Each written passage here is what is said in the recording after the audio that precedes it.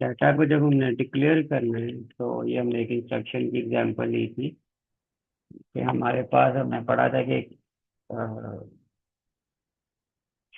एक टाइप होती है इंस्ट्रक्शन की जिसमें हम ऊप कोड के फौरन बाद जो है वो ऑपरेंड को लिखते हैं। जैसे ये B8 जो है हमारा ऊप कोड है और इसके फौरन बाद जो है वो हम ऑपरेंड 5 लिख रहे हैं। इसे इमीडिएट ऑपरेंड जो है वो कहा जाता है। ठीक है। तो इसी तरह जब हम प्रोग्राम का कोई पार्ट जो है उसे डिक्लेयर करते हैं कि ये पार्ट इसका जो है वो डाटा को होल्ड करेगा, यानी जहाँ पे डाटा स्टोर होगा, या दूसरे वर्ड्स के अंदर हम कह सकते हैं कि वो वाला हिस्सा जहाँ पे हम वेरिएबल डिक्लेयर करेंगे, ठीक है, उसे हम डिफाइन बाइट के नाम से जो है वो एक डायरेक्टिव यूज करेंगे। उसके अंदर हम ये काम करेंगे, यानी जो डायरेक्टिव है असेंबली लैंग्वेज के अंदर हम यूज करेंगे जहाँ पे हम कोई डाटा स्टोर करवाएंगे या कह लें कि कोई वैल्यू स्टोर करवाएंगे। उस डायरेक्टिव को हम डिफाइन बाइट कहते हैं और उसे हम डीबी से रिप्रेजेंट करते हैं।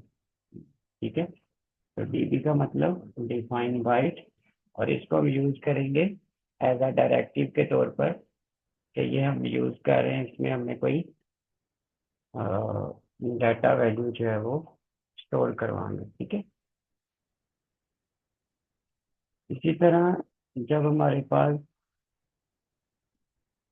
अ, जब हम डीबी सम वैल्यू लिखेंगे तो इससे क्या होगा कि एज अ रिजल्ट एक सेल मेमोरी के अंदर रिजर्व हो जाएगा जिसके अंदर हमारी डिजायर्ड वैल्यू जो है वो स्टोर हो सकेगी। और उस वैल्यू को हम कई तरीकों से जो है वो इस्तेमाल कर सकते हैं। ठीक है। Now we can add variable instead of constant. अब क्योंकि हमारे पास एक जगह आ गई है एज अ वेरिएबल के तौर पे, तो हम इनको ऐड कर सकते हैं। सिर्फ कांस्टेंट को लेकर चलना हमारे लिए पॉसिबल नहीं है। इसके अलावा हम एक और डायरेक्टिव भी यूज करते हैं डिफाइन वर्ड की, जिसे DW कहते हैं, with the same syntax as CB but the resulting whole word of 16 bits। तो जाहिर सी बात है, बाइट में 8 बिट होंगी तो वर्ड के अंदर जो है वो 16 बिट हम स्टोर करवाएंगे। ठीक है। So there are directly to declare the double or quad word as well, but we will restrict ourselves to byte and word declaration। तो कह रहा है कि अगर हमें डबल या उससे भी बड़े वर्ड को स्टोर कराना है तो उसके लिए भी डायरेक्टरी मौजूद है, लेकिन हम जो है वो सिंगल डीबी या DW को ही यूज करेंगे बस।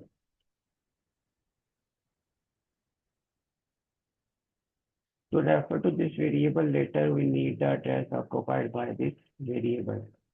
तो बाद में हमें इस वेरिएबल को अगर एक्सेस करना है तो हमें इसका एड्रेस जो है वो पता होना चाहिए। तो इसमें हमारी असेंबलर जो है वो हमारी हेल्प करता है इसका एड्रेस हमें देने के लिए। We can associate a symbol with any address that we want to remember and use a symbol in the rest and call.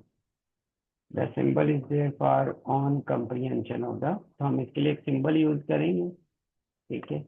Assembler will calculate address of that symbol using our origin directive and calculating a structure length for data declaration in between. This is just in like variable in high level language where the compiler translating addresses just the process hidden from the programmer one level further। तो ये ऐसा ही है जैसे हम high level के अंदर variable बनाते हैं, तो लो लेवल में हम वेरिएबल नहीं बना सकेंगे बल्कि हम डीबी और DW के जरिए काम करेंगे, और ये उसी तरह काम करेगा जैसे प्रोग्राम करते हैं। और इसके एड्रेसेस जो हैं वो कंपाइलर जो है वो एक सिंबल की मदद से हम तक पहुंचाएगा। हम डायरेक्ट एड्रेसिंग हम कैसे करते हैं, पहले हम पढ़ रहे थे डाटा डिक्लेरेशन कैसे होगा, अब हम देखेंगे कि डायरेक्ट एड्रेसिंग कैसे होगा। अब हम कह रहे हैं कि अपना फर्स्ट प्रोग्राम लिखते हैं जिसमें नंबर 5, 10 एंड 15 जो है वो स्टोर कराएंगे वेरिएबल में इंस्टेंट ऑफ कांस्टेंट। हम पहले डायरेक्ट नंबरों को मूव कर रहे थे या ऐड सब्ट्रैक्ट कर रहे थे। अब हम इनको वेरिएबल में स्टोर कराएंगे और फिर इनको जो है वो यूज करेंगे, एक्सेस करेंगे। तो एक प्रोग्राम हम लिख रहे हैं to add 3 number using memory variable. ठीक है, तो ये हम शुरू में एड्रेस देते हैं, ऑफसेट एड्रेस, और उसके बाद हमने इंस्ट्रक्शन लिखी मूव AX, और उसमें ये एक वेरिएबल है हमारा num1। ठीक है, इससे क्या होगा कि पहला नंबर जो है वो AX के अंदर लोड हो जाएगा।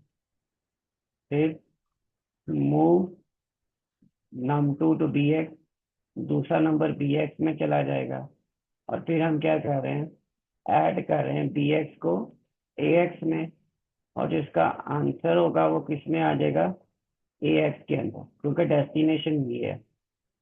तो AX और BX दोनों जमा होंगे और AX में इसका आंसर जो है वो स्टोर हो जाएगा। उसके बाद तीसरा नंबर जो है num3, उसे हम BX में मूव कराएंगे, फिर BX को भी AX में तो जमा करवा देंगे। तो AX के अंदर पहले 2 नंबर जमा थे, अब तीसरा नंबर भी जमा हो गया। उसके बाद AX की वैल्यू हम नंबर 4 में लेकर जाएंगे, ये एक वेरिएबल है। और उसके बाद ये वाला जो एड्रेस है, क्योंकि ये हमें पता है कि ये टर्मिनेट करने के लिए हम यूज करते हैं, इसको मूव करवा देंगे AX के अंदर। और int21h डिस्प्ले आउटपुट के लिए हम ये यूज करते हैं, ठीक है, वो हम देंगे। और यहाँ पे हम देखें इनको डिफाइन कर रहे हैं, ये समझ लें कि इनकी डाटा टाइप और आगे उसका साइज लिखा हुआ है। num1 हमारा पहला वेरिएबल है, ये उसका साइज है और उसमें 5 स्टोर कराया। num2 दूसरा वेरिएबल है, ये उसका साइज है। num3 तीसरा, और DW जो है उसमें 0 स्टोर कराया, जो कि num4 है, जिसमें हमने आंसर अपना डिस्प्ले करवाना है। ठीक है, तो जो कुछ भी AX के अंदर होगा, ठीक है, num4 के अंदर, वो स्क्रीन के ऊपर आ जाएगा। अब ये सारी इसी को एक्सप्लेन किया हुआ है जो मैंने आपको समझाया है, तो ये आप पढ़ लेना, आपको समझ आ जाएगी। ठीक है, जी सर, समझ आ गई है सर। ऊपर जो था ना, 021, ये वाला। वो आपने कहा आउटपुट जी। हाँ, तो ये हमने ऊपर और पढ़ा था AX। कि 21H को हम यूज करते हैं आउटपुट के लिए ना, तो ये हमें हर प्रोग्राम के एंड पे ये स्टेटमेंट लिखनी होती है जब भी हमें कोई डिस्प्ले करवानी होती है चीज स्क्रीन के ऊपर, तो हम इस सर्विस रूटीन को कॉल करते हैं। ठीक है, ये रूटीन होती है। सर, मूव और ऐड में क्या फर्क होगा, मूव और ऐड में? मूव मूव और ऐड। मूव का मतलब है कि डाटा कॉपी करना है, और ऐड का मतलब तो जमा करना होता है ना।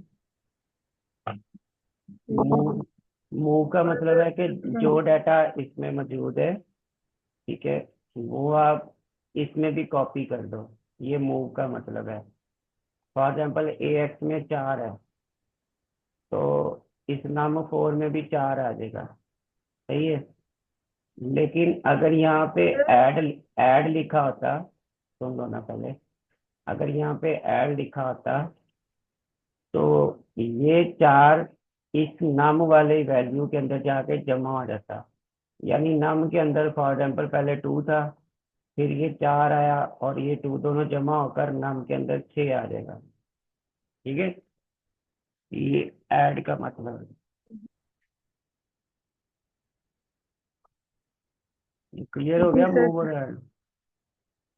जी जी सर। सर, ये प्रो वेरिएबल्स का यहाँ पे जो num4 है, वो भी एज ए वेरिएबल वर्क कर रहा है, और जो BX है, यानी कि जो इस साइड पे होगा, लेफ्ट साइड पे, वो वेरिएबल होगा, समझ नहीं आई, कहाँ से पूछ मतलब रहे हो। जिसमें हम वैल्यू स्टोर करवाएंगे, जिसमें मूव करवाएंगे। सर, ये num4 .ax। ये वाला।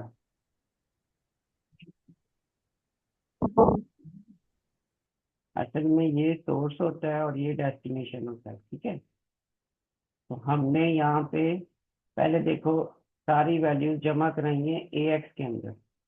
पहले ये दोनों नंबर जमा कराए हैं, ए एक्स में आंसर आ गया। फिर हमने ये नंबर भी जमा करा के ए एक्स में आंसर ले आए। अब सारे नंबर ए एक्स में जमा है ये तीनों, ठीक है। और इनको हमने नम 4 में डाल दिया।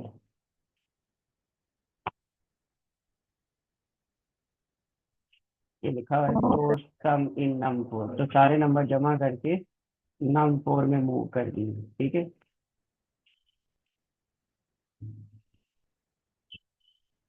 जी सर जी।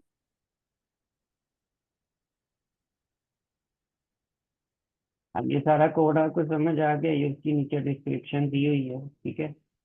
इसको जी पढ़ सर लेना। आ गया समझ। हाँ तो नहीं समझ आएगी पूछ लेना। उसके बाद ये दूसरा प्रोग्राम है, इसमें 3 नंबर को हम ऐड करें यूजिंग द सिंगल लेबल। अब इसमें देखें, वह हमने नम 1 बनाया था, नम 2 बनाया था, नम 3 बनाया था, नम 4 बनाया। लेकिन यहाँ पे हम एक ही लेबल यूज कर रहे हैं, और ये हम असेंबली लैंग्वेज में कर सकते हैं। एक ही लेबल के हम डिफरेंट वेरिएबल डिफरेंट वैल्यूज के साथ ये देखो बना सकते हैं, ठीक है। Load first number in A X, num 1 A X में लोड हुआ। उसके बाद हम इसका नम 1 प्लस 2 कर रहे हैं। जब हम नम 1 प्लस 2 करेंगे तो नम 1 प्लस 2 से मुराद अगला है, क्योंकि वर्ड है ना तो 2 बाइट्स का होता है ना वर्ड। तो ये पहली 2 बाइट में ये स्टोर हो जाएगा, अगली 2 बाइट में ये चला जाएगा, ये नम प्लस 2, सही है। फिर प्लस 4 करेंगे तो ये वाला आ जाएगा, यानी ये नम 3 हो जाएगा। और फिर प्लस 6 करेंगे तो ये नम 4 हो जाएगा। बाकी सारा काम वही है। तो समझ आ गई बात सर की। फिर नंबर 4 में जीरो कैसे आ गया? हाँ जी। उनको ऐड करना। सर नंबर 4 में जीरो कैसे फिर आ जाता है लास्ट पे? ये 15 में 6 प्लस करेंगे तो फिर तो तो 20 जीरो नहीं आ जाता, होना चाहिए। जीरो नहीं आ जाता। नम 4 को हमने इनिशियलाइज 0 से किया है। ये हमने बनाते वक्त ये इसकी आउटपुट नहीं आ रही हमारे पास, ये हमने इनकी इनिशियलाइजेशन की है। मतलब शुरू में 5 स्टोर कराया है, इसमें 10 स्टोर कराया है, इसमें 15 स्टोर कराया है, इसमें 0 स्टोर कराया है। ये आंसर नहीं है, ये हमने इसको इनिशियलाइज जी जैसे सर। वेरिएबल बनाकर 0 से इनिशियलाइज नहीं करते, ये वो किया है। आंसर तो ओके। इसका आएगा जो इसमें हम जमा करवाएंगे ना, मतलब 5 और 10, 15 और 15, 30 आएगा ना यहाँ पे अभी, ठीक है। जो डिस्प्ले में आएगा वो 30 आएगा, 0 नहीं आएगा, ठीक है। इसमें आपको बस यही बात सिखाई है कि हम बजाय अलग अलग लेबल लगाने के, हम एक ही लेबल के अंदर इस तरह से +2 यानी ऑफसेट ऐड करके अगला वैल्यू जो है वो उसमें स्टोर करा सकते हैं, ठीक है। जी इसके बाद ये एक और प्रोग्राम है, तो add 3 number using a single label, ठीक है। तो ये हम पहले ऑलरेडी अभी डिस्कस कर चुके हैं। तो इसमें ही देखो इस तरह से स्टोर करा कर दिखाया है। तो ये एक एरे की तरह इसमें वैल्यू स्टोर हो जाएगी। बात वही है जो हम यहाँ पे कर जी चुके हैं, सर। ठीक है। यहाँ इस तरह से किया था और ये इस तरह से किया, बाकी कोई फर्क नहीं, ठीक। जी जी सर। अब यहाँ पे वो कर रहा है ऐड 3 जी नंबर सर जी। Directly in memory. तो हम यहाँ पे उसको मेमोरी के अंदर डायरेक्ट ऐड करें। ये देखिए नंबर 1 ए एक्स में गया। अब हम पहले कर रहे थे ए एक्स के अंदर स्टोर कर रहे थे, लेकिन अब हम ए एक्स में स्टोर नहीं कर रहे, बल्कि हम डायरेक्ट जो हमारा ये वाला चौथा पार्ट है उसके अंदर वो वैल्यू डायरेक्ट जमा कर रहे हैं। यानी पहले ए एक्स में नंबर 1 डाला और ए एक्स को हमने मूव कर दिया इसमें, इस वाले हिस्से में, ठीक है। फिर हमने दूसरा नंबर जमा किया, AX में डाला, और फिर AX को मूव कर दिया इस वाले में, ठीक है। फिर हमने तीसरा नंबर AX में डाला और उसको मूव कर दिया, तो तीनों नंबर हमारे यहाँ इस जगह पे ऐड हुए। लेकिन फर्क क्या हुआ कि पहले हम रजिस्टर में ऐड कर रहे थे, अब हम डायरेक्ट वेरिएबल के अंदर यानी मेमोरी के अंदर ऐड कर रहे हैं। सही है। जी सर। अच्छा, एक बात आपने याद रखनी है कि हम डायरेक्ट मेमोरी को मेमोरी में ऐड नहीं कर सकते। हम रजिस्टर को मेमोरी में ऐड कर सकते हैं, मेमोरी को रजिस्टर में ऐड कर सकते हैं, लेकिन हम ऐसे कभी नहीं कर सकते कि हम ये नंबर 1 और प्लस यहाँ पे नंबर 2 कर दें। तो ये दोनों मेमोरी लोकेशन है जी ना। सर, सेम सेम नहीं कर सकते। ना इनको हम मूव करा सकते ना ऐड कर सकते, ठीक है। इस तरह से नहीं होगा, दरमियान में रजिस्टर का होना जरूरी है। ओके। तो जी ये जी सारे सर। आज वाली जो एग्जांपल्स हैं, ये यहाँ तक हमारी हो गई हैं, ठीक है। इनको आपने प्रैक्टिस कर लेना है, बाकी फिर जो है वो नेक्स्ट सर हम इनको से एज कर। इट इज राइट करके देखना है, मतलब जैसे ये लिखा हुआ है। हाँ हाँ, आप इसमें वैल्यूज चेंज करके देखो, वैल्यू चेंज करके इनको ऐड करके देखो, ठीक है। इनको मल करके देखो, सब्ट्रैक्ट करके देखो, सही है। सर आउटपुट खुद ही माइंड में रखें कि इसकी आउटपुट ये आ रही है। अगर ऐड भाई, की हम ऐड कर रहे हैं तो लास्ट में हमें पता है ऐड का ये आंसर आएगा। इसको जब आप चलाओगे ना अपने उसमें कंपाइलर, तो आउटपुट आएगी ना इस इंस्ट्रक्शन के बाद। हाँ जी। सर मैंने इसको आप उसी डॉट कॉम से चलाना है कि इसका क्या फॉर्मेट होगा या क्या? हाँ, उसी में चला लो जैसे वो चलाया था, नहीं तो ये मैंने आपको ऑनलाइन एक असेंबलर बताया था। हाँ, उसमें इसको रन करके देखना।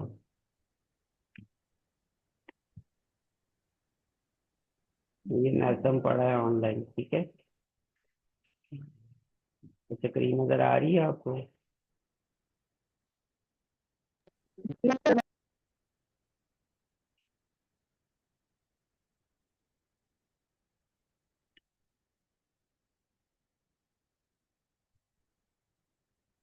iCompiler.io के नाम से है। ये मैं आपको लिंक दे देता हूँ इसमें, ठीक है। इस पे सर इसको यहाँ पे डायरेक्ट ही एज इट इज लिखना है, जैसे लिखा हुआ है।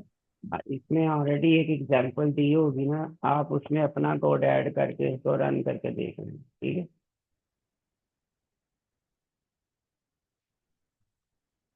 जी सर। तो ये एरर आएगा तो फिर बताना, उसको हम सॉल्व कर लेंगे। Okay sir. चलो ठीक।